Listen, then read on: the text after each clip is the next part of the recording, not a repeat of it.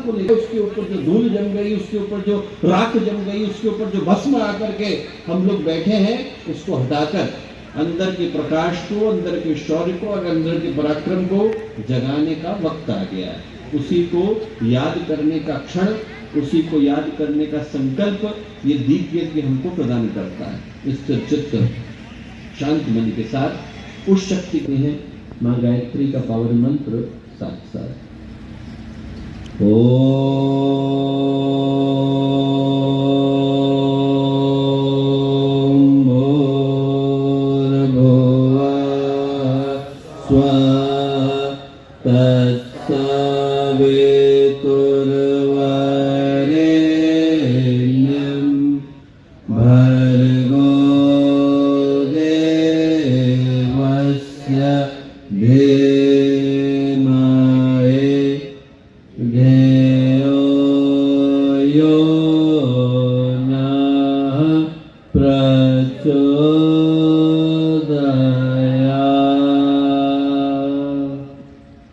संस्कारों के लिए, संस्कृति के लिए जिस भूमि को लोग वर्षों से जानते रहे, वो नदवई की पावन भूमि, वहाँ पर आज जब हम लोग 251 कुंडी गायत्री महायज्ञ को एक दृष्टि से एक लघु अश्वमेध को अपनी आंखों के सामने संपन्न होता हुआ देख रहे हैं, तो आज के इस दीप महायज्ञ के पावन अवसर पर जब हम में से प्रत्येक व्यक्ति यहाँ अपने अंदर के दीप को जलाने के लिए आकर के उपस्थित हुआ, तो आज के शुभ अवसर पर हम लोग के साथ यहाँ उपस्थित शांति कुंज की टोली के नायक आदरणीय श्री दिनेश पटेल जी भाई साहब, नदवई की ये धरती सौभाग्यशाली है क्योंकि शांति कुंज से सप्त ऋषियों की टोली उन लोगों के मध्य में उपस्थित हुई और इस टोली की एक अद्भुत विशेषता है, ये जो टोली आप लोगों के सामने आकर के उपस्थित हुई है, इसमें से प्रत्येक व्यक्ति गायक भी है, प्रत्येक व्यक्ति वादक भी है और प्रत्येक व्यक्ति टोली नायक भी है। तो नदवई की इस टीम में जहाँ सात ऋषि, सप्त ऋषि, सप्त सरोवर, शांति कुंज की पवित्र भूमि से आकर के बैठे, उस टोली के साथ यहाँ पर उपस्थित राजस्थान के विभिन्न स्थानों से आए गायत्री परिवार के सभी सम्मानित कार्यकर्तागण, पूज्य गुरुदेव के नवरत्नों में से एक रहे आदरणीय इंदौलिया मामा जी की ये कर्म भूमि, ज्ञान भूमि, संकल्प भूमि रही है। इस भूमि पर आज हम लोगों को उपस्थित हो पाने का सौभाग्य मिला है दोस्तों। तो मैं ये कहूँगा कि जो आज का दिन है वो हम लोगों के लिए एक बड़ी गहरी पुकार को लेकर के आया है। हमसे पहले की वो पीढ़ी जिनने अपने जीवन को, अपने समय को, अपने श्रम को, अपने संसाधनों को, अपने मनोयोग को, अपने जीवन के कण कण को और अपनी हर एक सांस को पूज्य गुरुदेव के लिए और वंदनीय माता जी के लिए समर्पित किया, उस लंबी यात्रा का एक महत्वपूर्ण पायदान अगला वर्ष हम लोगों में से प्रत्येक के जीवन में लेकर के आ रहा है। आज से 5 ही दिन के बाद जब ये कैलेंडर 2026 को हमारे जीवन में लेकर के आएगा, तो उसी के साथ 3 महत्वपूर्ण धाराएं प्रत्येक गायत्री परिजन के जीवन में आकर के प्रतिष्ठित होने वाली है। वंदनीय माता जी के धरती पर अवतरण के 100 वर्ष होने जा रहे हैं। पूज्य गुरुदेव की तप साधना के आवल खेड़ा की छोटी कोठरी से चली वो यात्रा, देखते देखते उस यात्रा ने मत्स्य अवतार का रूप धारण कर लिया और आज 15 करोड़ गायत्री परिजनों में 80 से ज़्यादा देशों में 5,000 से ज़्यादा केंद्रों में जो गायत्री परिवार एक बृहत्तर महासागर में बदल गया है, उस यात्रा के लिए 100 वर्ष होने जा रहे हैं और साथ ही साथ अखंड दीपक के प्रज्वलन के 100 वर्ष होने जा रहे हैं। और ये जो 100 वर्ष की यात्रा है दोस्तों, वो सिर्फ गायत्री परिवार नहीं बल्कि मानवता की यात्रा में एक बड़े महत्वपूर्ण मुकाम पर हमारे जीवन में आ रही है। यदि कभी हम लोग अकेले में बैठे हैं और वर्तमान समय की समीक्षा और मूल्यांकन करने का प्रयत्न करें, तो हम लोग पाएंगे कि मानवता की एक लंबी यात्रा में, मानवता के इतिहास की यात्रा में हम लोग एक ऐसे समय में मिल रहे हैं जिस समय को हम लोग असाधारण भी कह सकते हैं, अभूतपूर्व भी कह सकते हैं, ऐतिहासिक भी कह सकते हैं, न भूतो न भविष्यति भी कह सकते हैं। वो समय कह सकते हैं जो आज से पहले इतिहास में कभी आया नहीं और यदि ईश्वर की अनुकंपा होगी तो हमारे जीवन में दोबारा आएगा भी नहीं। हम लोग जिस समय में मिल रहे हैं दोस्तों, ये समय वो समय है जिसके लिए पूज्य गुरुदेव ने युग संधि का समय कह करके पुकारा। संधि उस समय को कहा जाता है जब एक समय जाता है और नया समय आता है। दिन ढलता है, रात आती है, रात जाती है, सवेरा होता है। तो इन समयों को हम लोग संध्या काल कह करके पुकारते हैं। और जो वर्तमान समय है वो सही अर्थों में युग के बदलने का समय है। इस समय में अंधकार को जाने के लिए कहा गया है, प्रकाश के आने की व्यवस्था बन रहेगी। और जैसा हमेशा से होता आया है, अंधकार सहजता से जाने की तैयारी में नहीं। कोई असुरता अपने पैरों को बड़ी सहजता के साथ छोड़ पाने की स्थिति में नहीं होती। देवत्व आने की प्रतीक्षा कर रहा है, प्रकाश अवतरण की तैयारी कर रहा है। उधर से सारी शुभ शक्तियां अपने अपने अवतरण के लिए, अपने अपने आगमन के लिए तैयार हो रही है। तो इधर से जो असुरता है, इधर से जो अनैतिकता है, इधर से जो अवांछनीयता है, वो सहजता से इस धरती को छोड़ना चाहती है। और उसका जो परिणाम है वो हम लोग बाहर नहीं, अपने अपने मन के भीतर बड़ी सहजता के साथ अनुभव कर सकते हैं। आप लोग जरा सोच करके देखिए कि आज के समय की पहचान हम लोग किस रूप में करते हैं। स्वार्थ, संकीर्णता, ये फैशन में आ गया है दोस्तों। धर्म, न्याय, नीति, मूल्य, सदाचार, इनका दम घुटता सा नजर आता है। आज से 40 साल पहले यदि हम लोग उठा करके देखें तो 40 साल पहले यदि व्यक्ति सादगी की जिंदगी जीता था, सज्जनता की जिंदगी जीता था, ईमानदारी की जिंदगी जीता था, तो उसको पैसे भले से न मिलते हो पर वो छाती चौड़ी करके चलता था। और व्यक्ति यदि बुराई करता था, किसी गलत आदत का शिकार होता था, तो लोगों का मुंह छुपा करके जाया करता था। ठीक है कि इसके पास पैसे रहे होंगे, पर भी व्यक्ति को सिगरेट पीनी हो, बीड़ी पीनी हो, शराब पीनी हो, तो लोगों का मुंह छुपा करके किसी को घर में पता न चल जाए ये जो है सिगरेट पिया करते हैं। व्यक्ति की बुरी आदतें व्यक्ति छुपा करके करता था और अच्छी आदतों को छाती चौड़ी करके चलता था। और आज का समय क्या हो गया? आज वातावरण का प्रवाह, समाज की दिशा, आसपास के परिवेश का अंधकार इतना बढ़ गया है दोस्तों कि व्यक्ति गलत चीजों को तो छाती चौड़ी करके करता है और अच्छी चीजों को मुंह छुपा करके करता है। व्यक्ति को मंदिर जाना है तो चाहेगा कि किसी को पता न चले, पर जो बुरी आदत है वो आदमी छाती ठोक करके करने की स्थिति में आ गया। क्यों? क्योंकि समाज का प्रवाह, वातावरण की दिशा और आज का अंधकार बढ़ते चले गए। परिणाम क्या हुआ है? परिणाम ये हुआ है कि व्यक्ति के पास सुख के साधन बढ़े, सुविधाएं बढ़ गई।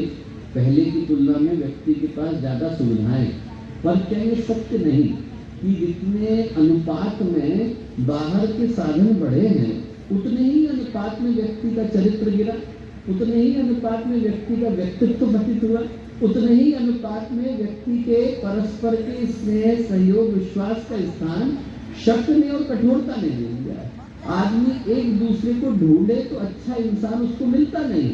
ईमानदारी है, कर्तव्य परायणता है, विश्वसनीयता है, जिनके ऊपर कभी मानवता का भवन बड़ी सहजता से खड़ा हुआ करता है।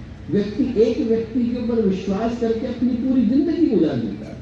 आज ढूंढे से एक अच्छा इंसान व्यक्ति को मिलता नहीं। पूरी जिंदगी व्यक्ति लगा देता है और उसको अंत में पता चलता है कि व्यक्ति अपनी गलत इच्छाओं को पूरा करने के लिए किसी भी हद तक गिरने के लिए तैयार है। अपनी नजरों में गिरने के लिए तैयार है, दूसरों का तो छोड़ ही कीजिए। आदमी अपनी नजरों में गिरने के लिए तैयार है, अपने परिवारजनों की नजरों में गिरने के लिए तैयार है। उसको न अंतरात्मा की ग्लानि का भय है, न समाज के संकोच का भय है, न प्रशासन की व्यवस्था का भय है और न ईश्वर के कर्मफल सिद्धांत पर भरोसा है। आज जिस जगह पर मानवता की यात्रा करके खड़ी हो गई है, जानने के लिए आपको कैम्ब्रिज से, ऑक्सफोर्ड से पीएचडी करने की आवश्यकता नहीं। आज जिस जगह पर हम लोग आकर के खड़े हो गए, यहाँ पर 2 ही राहें बम धरती के ऊपर है और 13,000 परमाणु बम सिर्फ एक सनकी के हाथ में लगने की आवश्यकता है। और आज की परिस्थितियों में वो असंभव भी नजर नहीं आता। एक खराब व्यक्ति के हाथ में भी दुनिया के सारे परमाणु बमों का जखीरा लग जाए तो एक माचिस की तीली इस दुनिया को सामूहिक मरघट में बदल देगी। देखते देखते कब मानवता की इस पूरी यात्रा पर पूर्ण विराम लग जाएगा हम कह नहीं सकते। 2 बमों ने हिरोशिमा नागासाकी आज से 70 साल पहले, जब टेक्नोलॉजी इतनी विकसित नहीं थी, तब उनने ला करके जापान को आधा नष्ट कर दिया। और आज की तारीख में आप सोचिए कि 13,000 परमाणु बम यदि एक गलत व्यक्ति के हाथ में लग गए, गलत नियत वाले के हाथ में लग गए, तो ये जितनी खूबसूरती देखने को मिलती है, संगीत सुनने को मिलता है, ये सारे के सारे आनंद को जो हम देख पाते हैं, ये जितनी हलचल है, जितनी मानवता की यात्रा है, एक सेकंड में सामूहिक मरघट में बदल जाएगी। और यदि वैसा न भी हो, मैं कहता हूं कि यदि हम लोग सामूहिक आत्महत्या न भी करें तो भी जरा सोच करके देखें कि आज इंसान एक दूसरे से ईर्ष्या द्वेष करते हुए, एक दूसरे से चिढ़ते कुढ़ते हुए, एक दूसरे की टांग को खींचते हुए जीवन जीने का नाम मनुष्य का जीवन है। तो इससे अच्छा तो मैं भैंस बनना पसंद करूंगा। मुझको भगवान ने भैंस बनाया होता और मैं एक बाड़े में रह रहा होता तो घास खाता और सींग मिलते तो गड़ाता, पर कम से कम पता तो होता कि सींग गड़ाने को मिले हैं। यहाँ तो जो हाथ ईश्वर की प्रार्थना के लिए मिले हैं उससे व्यक्ति दूसरे का गला दबाता नजर आता है। लानत है ऐसे मनुष्य के जीवन की। आप जरा सोच करके देखो कि इसी मनुष्य के जीवन के लिए तो ऋषि तपस्या करते हैं, इसी के लिए तो कहते हैं बड़े भाग मनुष्य तन पावा सुर दुर्लभ संजन देगा। यदि इतनी प्रतीक्षा के बाद जो मनुष्य का जीवन मिला उसे व्यक्ति दूसरे की हत्या करने में गुजार रहा है, दूसरे के पैर को घसीटने में गुजार रहा है, क्या आनंद है उसमें। जिसको ढूंढना हो दोस्तों, वो तो इस कूड़े में भी रस ढूंढ लेते हैं। जिसको ढूंढना है वो तो इस कूड़े में भी सोच लेता है कि कुछ ना कुछ अच्छा हो रहा है। पर जो पूज्य गुरुदेव की तरह की आत्माएं, वंदनीय माता जी की तरह की आत्माएं, वो जानते हैं कि मनुष्य के जीवन का मूल्य तभी है जब उसके अंदर से उद्देश्य का और उत्कृष्टता का कमल खिलता है। बनना है तो आदमी हिमालय बने, गड्ढा बन करके किसको मजा आता है। बनना ही है तो गुरुदेव बने, बनना है तो विवेकानंद बने। आए और धरती पर हम लोग वजन बढ़ा करके चले गए और जनसंख्या बढ़ा करके चले गए तो किसको क्या मिला और किससे क्या छूटा। दोस्तों, गुरुदेव ने उसी को इस पूरे गायत्री परिवार का आधार बनाया। आप लोग पीछे नजर घुमा करके देखिए कि जब ये यात्रा शुरू हुई, जब इतने सारे गायत्री परिजन नहीं थे, जब 200 लोगों से वो यात्रा शुरू हुई थी, तो गुरुदेव ने उस बीच के अंदर क्या लिखा था, मनुष्य में देवत्व का उदय, धरती पर स्वर्ग का अवतरण।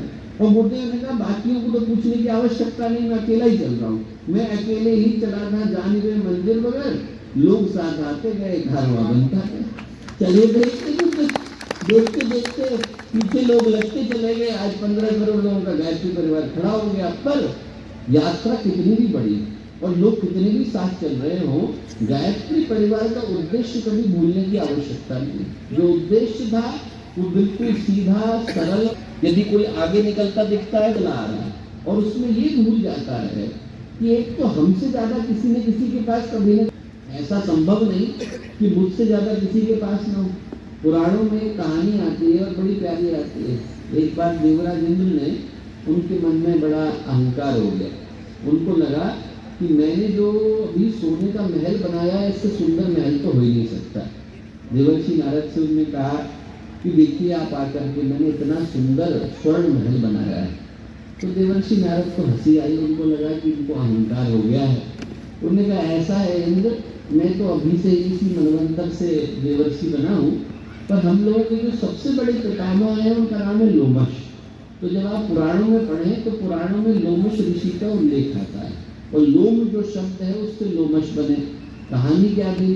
कहानी ये थी कि जब भगवान ने सबसे पहले सप्त ऋषियों की रचना करी तो उसमें सारे ऋषियों के बाद अत्रि आए, उसके बाद अंगिरा आए, उसके बाद पुलह आए, उसके बाद पुलत्स्य आए। ये वो है जो आदिकाल से चले आ रहे ऋषि। उसमें सबसे अंत में लोमश आए, और चूंकि लोमश सबसे छोटे ऋषि थे तो बाकी के सारे ऋषियों के प्यारे थे। बाकी के सारे 6 ऋषियों ने कहा कि लोमश, जो तेरे मन में कामना है वो मान ले, हम लोग पूरी करेंगे। बड़े भाइयों का कहना छोटे भाई से कहा गया। लोमश ऋषि ने कहा कि मेरी कामना तो एक ही है कि मुझे कभी धरती पर जन्म न लेना पड़े।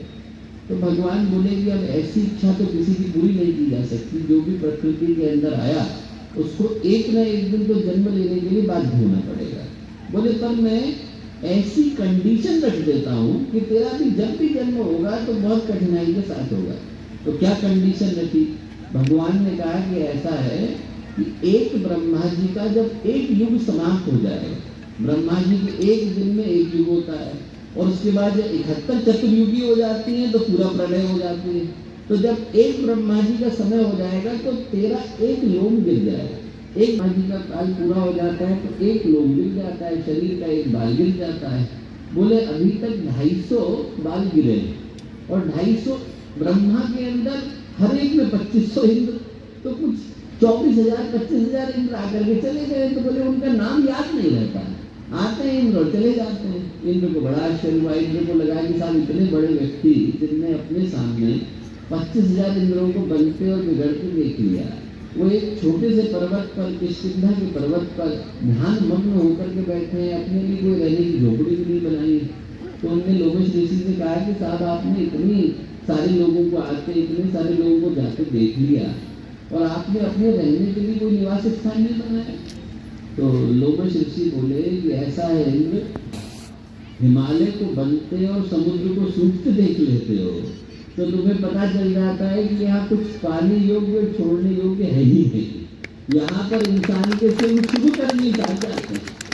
और दोस्तों आप उसी दृष्टि से सोचिए, हमसे ज्यादा कोई ना कोई तो लेकर के बैठा है, व्यक्ति दौड़ रहा है, पर ये भूल जाता है कि हमसे ज्यादा सुंदरता, हमसे ज्यादा शरीर का स्वास्थ्य, हमसे ज्यादा पैसा, हमसे ज्यादा प्रतिष्ठा किसी न किसी के पास है। वो दौड़ कभी खत्म नहीं होती। और एक क्षण को मान भी लिया जाए कि दुनिया की सारी संपत्ति एक ही व्यक्ति लेकर के बैठा है, तो मृत्यु के समय तो छूटती। जब सिकंदर के जाने का समय आया तो सिकंदर ने अपने सेनापति को बुलाया और अपने सेनापति से कहा कि ऐसा है कि कल को जब मैं चला जाऊं तो मेरी सारी मुट्ठी खोल देना। उन्होंने कहा क्यों? बोले दुनिया को पता चलना चाहिए कि वो सिकंदर जो जिंदगी भर कुछ पाने के लिए दौड़ा, जब गया तो खाली हाथ ही गया, उसके हाथ में भी कुछ लगा नहीं, लगता तो सिकंदर के हाथ में भी नहीं, पर व्यक्ति को ऐसा लगता है कि मैं यहाँ से कुछ न कुछ लेकर के जाने वाला हूँ। स्वामी दत्तात्रेय की कहानी आती है, बहुत प्रसिद्ध ऋषि हुए, उनके एक शिष्य थे, उनका नाम था जीवकेतु। और जीवकेतु बड़े धर्मनिष्ठ राजा थे, अच्छे काम करते थे। उनके मन में अहंकार हो गया। अहंकार हो गया तो उनके अहंकार को दूर करने के लिए गुरु स्वयं आए। उनने एक भिखारी का भेष धरा और जीवकेतु जो राजा थे उनके राज दरबार में आने से पहले उनके सिंहासन पर जाकर के बैठ गए। भिखारी का रूप धरा हुआ था। राजा अंदर आए तो क्रोध से उनका एकदम चेहरा आग बबूला हो गया कि मेरे सिंहासन पर कोई भिखारी चढ़ा हुआ है, अपने गुरु को पहचान नहीं पाया। बोले नीचे उतर, मेरा सिंहासन है। दत्तात्रेय हंसे, बोले तुम्हारा है? मुझे तो लगा कि सराय है। बोले अरे सराय लग रही है, मेरा राज दरबार है, मेरा पूरा का पूरा साम्राज्य है। बोले हमेशा से तुम्हारा था? बोले नहीं, मेरे से पहले मेरे पिता का था। बोले उससे पहले? बोले मेरे दादा का था। उससे पहले? बोले परदादा का था। दत्तात्रेय ने पूछा वो सारे के सारे लोग अभी यहाँ हैं? बोले नहीं महाराज, वो सबके सब तो परलोक से घर गए। दत्तात्रेय बोले राजन, जहाँ पर कोई आता है और चला जाता है उस जगह को हम लोग सराय कह करके पुकारते हैं, साम्राज्य नहीं कहते हैं। होटल है वो, वहाँ पर कोई आ रहा है और चला जा रहा है। जिस शरीर के अंदर हम लोग घुसे और फिर चले जाएंगे तो होटल के अंदर है नहीं, और व्यक्ति अपना समझ करके बैठ गया है। वहाँ पर कोई आया और कोई चला गया। तो दोस्तों यदि व्यक्ति सोच करके देखे कि जिस चीज के लिए, जिन कामनाओं की पूर्ति के लिए हम लोग हत्या करने को तैयार है, कुकृत्य करने को तैयार है, कुकर्म करने को तैयार है, आज से पहले हुई किसी की, और यदि कोई अंतिम सांस तक लेकर के भी जाए तो मृत्यु में डिस्काउंट थोड़ी मिल जाता है कि किसी को कैंसर है तो आपको जो है छींक में बदल देगा क्योंकि पैसा ज्यादा है, ऐसा थोड़ी होता है। आदमी को कर्म तो अपने चुकाने ही पड़ते हैं। गुरुदेव ने इसीलिए कहा दोस्तों कि बाहर से नहीं बल्कि व्यक्ति को भीतर से बदलने की आवश्यकता है। मनुष्य का भावनात्मक नव निर्माण, जिसको हम लोग युग निर्माण योजना कह करके पुकारते हैं, वो बाहर के निर्माण की योजना नहीं है, वो व्यक्ति की व्यक्तित्व के निर्माण की योजना है, अंदर से व्यक्ति को बदलने की योजना है। जैसे ही व्यक्ति के पास ये समझ में आता है कि मेरी जो असली पूंजी है, वो असली संपत्ति है और असली संपदा है, वो बाहर नहीं बल्कि मैं शुभ कर्मों के रूप में अपने जीवन के अंदर, अपने व्यक्तित्व के अंदर धारण करके बैठा हूँ, वैसे ही उसके सोचने का तरीका, वैसे ही उसकी भावनाओं का तरीका बदल जाता है। चंगेज का भारत आया तो लोगों को बहुत परेशान करता था, संत नहीं घबराते, तो उसको बड़ा क्रोध आया कि सब लोग मुझको देख करके डरते हैं और ये संत नहीं डरते हैं। उसने सारे संतों को बुलाया, बेगुनाह लोगों को एक जगह लाइन पर लगाया और बेगुनाहों की गर्दन पर तलवार रखी और उनसे बोला कि देखो, अभी संतों से बोला कि अभी मैं इनको मारूंगा। संत बोले अरे भैया निरपराध लोगों को क्यों मार रहा है? बोले क्योंकि तुम लोग मुझसे डरते नहीं हो, तुम्हें पता नहीं कि मैं कौन हूँ। संत ने कहा कि पता है, चंगेज खाओ। बोले तुम्हें पता है कि मेरी कीमत कितनी है? संत बोले हाँ पता है, 50 रुपए। क्या बात करते हो? चंगेज खान गुस्से से आग बबूला हो गया, तुम्हें समझ में नहीं आ रहा? 50 रुपए बोल रहे, 50 रुपए का तो बोले कुर्ता पहना है मैंने। कीमत होती है वो व्यक्ति के व्यक्तित्व की होती है। बाहर से तू जितना लेकर के बैठा उतनी कीमत है, अंदर की कोई कीमत नहीं। गुरुदेव ने वही सत्य हम लोगों को बताया दोस्तों। गुरुदेव ने बताया कि व्यक्ति की जो कीमत है वो व्यक्तित्व के आधार पर नहीं दिया, ऊपर वाले ने प्रतिष्ठा नहीं दी, ऊपर वाले ने साम्राज्य नहीं दिया, कोई चिंता की बात नहीं। हमको शुभ कर्म तो दिए, हम लोग को शुभ सोचने की सामर्थ्य तो दी है, हम लोग को शुभ भावनाएं तो दी है। जो जहां पर है वहां पर अपने साम्राज्य का निर्माण करता है दोस्तों। यदि व्यक्ति शुभ है तो उसके हाथ में आया पैसा अपने सौभाग्य को सधारता है, और व्यक्ति अशुभ है तो रावण के पास गया तो कौन सा कल्याण हुआ? वही दूध है, आप ऋषि के हाथ में दे दो तो प्रसाद बन जाता है, सांप के मुंह में लगा दो तो जहर बन जाता है। पैसा वही है दोस्तों। अच्छे व्यक्ति के पास जाता है, अच्छे शुभ व्यक्ति के पास जाता है तो अनेकों के कल्याण का साधन बनता है। जो आज का दीपक है वो याद दिलाने के लिए आया कि हमारी असली संपत्ति, हमारा असली जो शुभ कर्म है वो हम लोग भीतर लेकर के बैठे हैं। हम बाहर के दीपक को जलाने के लिए नहीं आए, भीतर के दीपक को जलाने के लिए आए। जिस सावधान होशियार की बात पूज्य गुरुदेव कहते हैं, वो उस सावधान होशियार की बात करते हैं जिसमें और किसी को सावधान करने की आवश्यकता नहीं, अपनी ही चेतना को सावधान करने की आवश्यकता है। बहुत दिन हो गए सो लिए हम लोग, अब जागने की आवश्यकता है। न जाने कितने जन्म गुजर गए हैं, न जाने कितनी यात्राएं गुजर गई, न जाने कितनी बार आए इस धरती पर, आए हैं चले गए हैं, सोते सोते यात्राएं निकल गई हैं दोस्तों। कभी कभी जीवन में वो अवसर आता है कि पूज्य गुरुदेव जैसी चेतना से व्यक्ति जुड़ पाता है, और ये समय सौभाग्य का समय है। हम लोग अपने अंदर की चेतना को एक बार जगाने की कोशिश करें, हिलाने की कोशिश करें, और जैसे ही व्यक्ति हिलाता है दोस्तों उसके अंदर के सौभाग्य का उदय होता है। एक भागवत में कहानी आती है कितव की। कितव एक व्यक्ति था, ऐसा कोई कुकर्म नहीं जिसने नहीं किया, हर कुकर्म किया, हर पाप किया, हर बुराई करी। एक दिन नशे में धुत जा रहा, हाथ में फूल थे, एक जगह पर पत्थर से टकराया और नाली में जाके गिर गया। जब आंखें खुली 4 घंटे के बाद तो देखा बदबू से भरा हुआ है, कीचड़ से सना हुआ है, यहाँ चोट लग गई थी तो खून पूरे शरीर में आ गया है। आसपास के लोग हंसते हुए जा रहे हैं, उसके ऊपर थूथू करते जा रहे हैं कि कैसा आदमी है, या नशे में पड़ा हुआ या गिरा हुआ है। उसको अपने ऊपर बहुत ग्लानि हुई, मनुष्य का जीवन मिला और कैसे जी रहा हो। आप जरा सोच करके देखो, यदि किसी को नाली में पड़ा रहने को मिले और कैसा लगेगा उसको। उसके मन में उसको इतना कष्ट हुआ कि देखो मैं मनुष्य का जीवन भी मिला और कैसे जीवन को जी रहा हूँ। अपने हाथ के फूल को देखा, क्या करूं।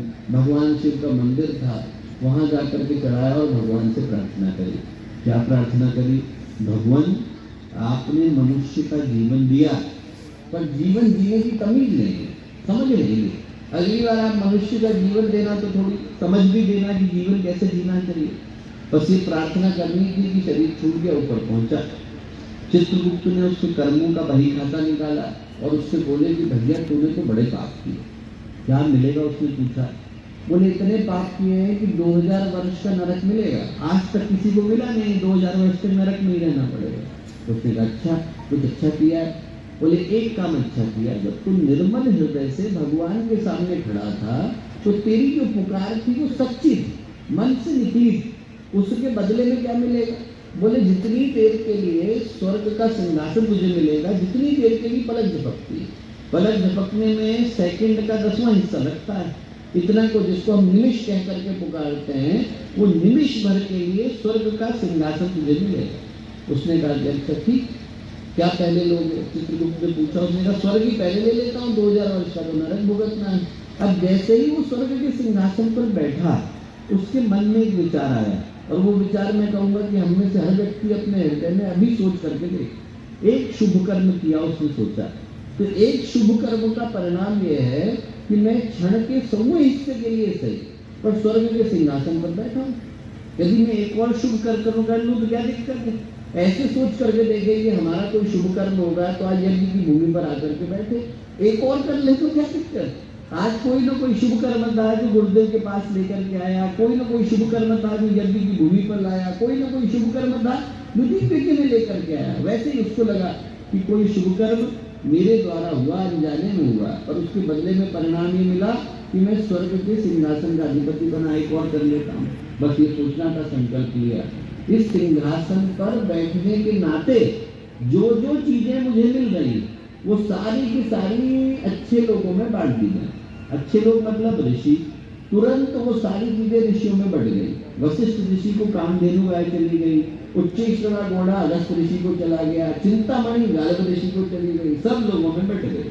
परिणाम क्या हुआ? परिणाम ये हुआ कि हम लोग कहते हैं कि दान का सिद्धांत ये है कि जिसको आप देते हो उसके कर्म के भागीदार बन जाते हो। ऋषियों को दिया तो ऋषियों का पुण्य लौटा, वो सारा का सारा पुण्य लौट करके आया। तो परिणाम ये हुआ कि 2000 वर्ष का नरक धुल गया। वो व्यक्ति प्रहलाद के पुत्र विरोचन के रूप में पैदा हुआ। क्षण के 100वें हिस्से के लिए चेतना जागी, तो क्षण के 100वें हिस्से की चैतन्यता ने उस व्यक्ति को प्रहलाद का पुत्र बनाया। अब आप जरा सोचो कि यदि पूरे जीवन के लिए व्यक्ति चैतन्य हो जाए तो कहाँ पहुंचे। आज का डीके यही याद दिलाने के लिए आया कि सावधान तो हो जाए, युग बदलने वाला है। युग की घड़ियां बदल रही हैं, युग की सोच बदल रही है। ये स्वार्थ, ये अहंकार, ये कटुता, ये क्षुद्रता बहुत दिनों तक जीवित नहीं रह पाएंगे। हमारी आवाज तो आप लोग भी सुन रहे हैं और वो भी सुन रहे हैं जो इसके लिए जिम्मेवार हैं, और वो जानते हैं कि उनका समय ज्यादा दिन के लिए रहने गया है। प्रकाश को आने के लिए परमात्मा ने कह दिया है, और जब प्रकाश के आने की व्यवस्था बनेगी दोस्तों, तो हवाएं उसी तरह की होगी।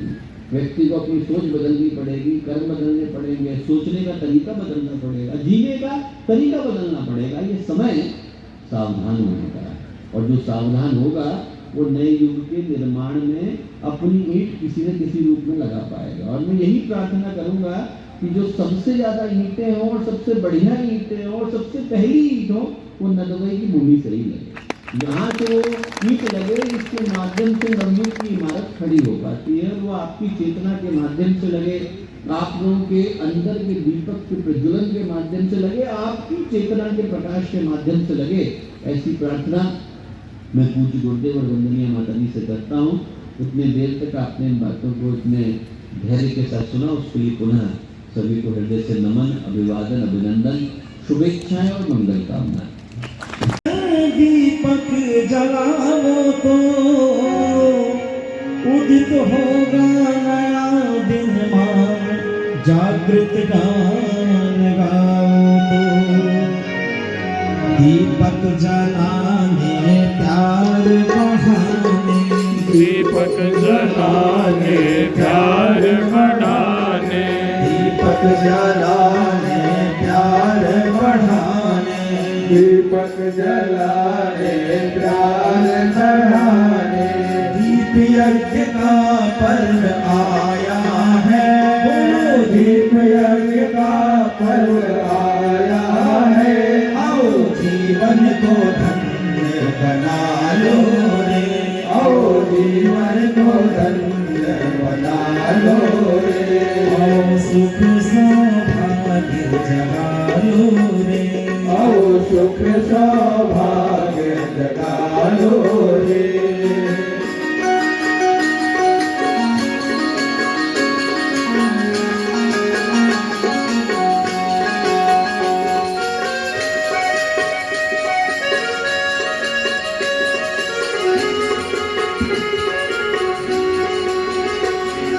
पावन हिमालय से ईश्वर का संदेश लाए, ईश्वर का संदेश लाए।